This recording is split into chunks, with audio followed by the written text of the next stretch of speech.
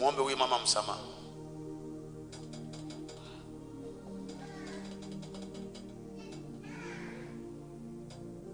Auntie, sorry.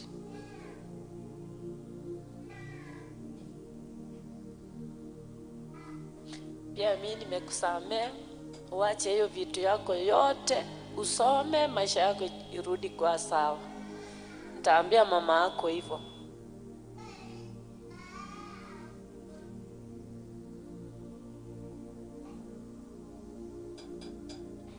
Ongea na wazazi wako, waombe msamaha hata kama waoni, wanakuona kwa TV wakiwa Nairobi.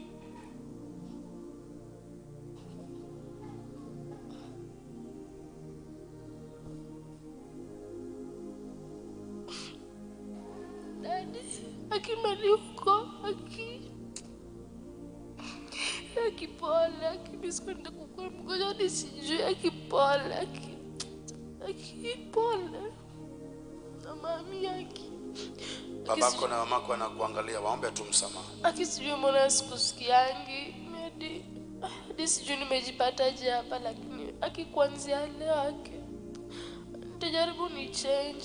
Ile kidadi mali huko, akipone.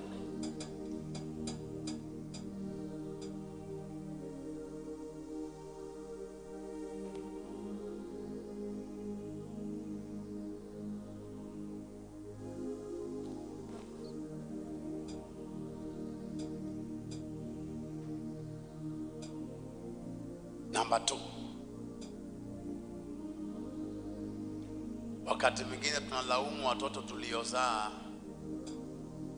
lakini let me tell you something.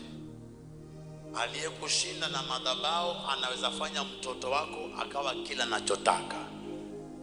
Wewe mzazi unalipa fee, lakini mtu ako busy anamgeuzia roho. Awe wabangi, awe msherati, achukie mamake na babake, akuwe hivi, na wewe unalipa fee. Kabla hujalipa fee, dedicate mtoto wako hapa kwenye madhabahu. Mara mingi mnaonanga hasara kwenda madhabahuni kuliko hii hasara mnayoona hapa. Narudia, mara mingi mnaona ni gharama sana kwenda madhabahuni na prophetic number, I want grace kwa mtoto wangu. Hafanyi vizuri, lakini Mungu kwa neema akifanya mtihani ya mwisho apite. Naomba neema kwa mwanangu, wazazi wake hawako, nilimchukua naishi na yeye, hata kama hana wazazi, neema imbebe, asiwaze wazazi wake waliokufa, apite mtihani. Munaona ni gharama kuliko ile. Sasa ametoka kwa sel, hiyo amuonangi ni gharama.